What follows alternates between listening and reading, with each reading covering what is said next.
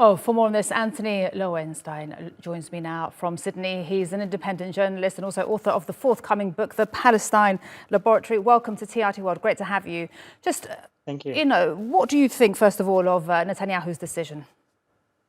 He didn't have much of a choice. I mean, I think the decision that he made overnight, if you can call it a decision, was because his hand was forced. I think when he came into office again a few months ago, he had presumed arrogantly, which is his style, that he'd be able to push these reforms through, that his far-right coalition would essentially call the shots. The problem is that he didn't expect not just leftists protesting in Israel, which is not unusual, but the scale of it and the kinds of people who are protesting, businessmen, the IT sector. But it's important to note, principally Israeli Jews. Very few Palestinians are actually protesting in the streets, and that speaks volumes about the kind of country Israel is. And even the Israeli Defense Force as well involved, which is very concerning. What are Netanyahu's options now until May?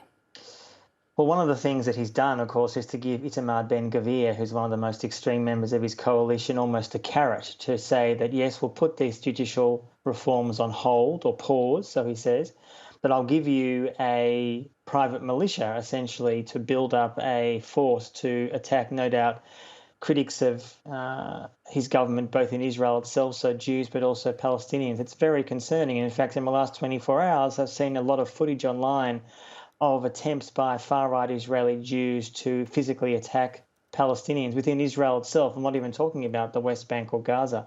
So this situation, I guess, to some extent on hold. And I think it's really important to note that although these reforms, these supposed reforms were apparently going to be neutering the country's Supreme Court, let's not forget, Israel's Supreme Court for decades, with a few exceptions, has been a rubber stamp on Israel's occupation. And I think the majority of Israeli Jews who are protesting, with some notable exceptions, for them, they want to maintain so-called Israeli Jewish democracy, while arguably ignoring the fact that millions of Palestinians in the West Bank and Gaza are under occupation. So until that breach is somehow brought together, although there are some Israeli Jews who did say, and the signs were very clear in the last few months, there can be no democracy with occupation. And until that changes, I think this pause won't change much. But there is some hope that at least, hopefully, more Israeli Jews are aware of the fact that their country rules over millions of Palestinians down the road. Indeed.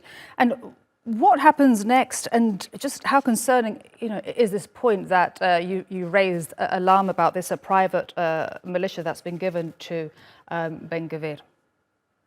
Look, the far right obviously feels angry. They are protesting, as your report just said, in the streets. They'll continue to protest. I would say that they're a vocal minority in the country, but the truth is, for the last 50-odd years, that vocal minority, which essentially is the settler movement, has won.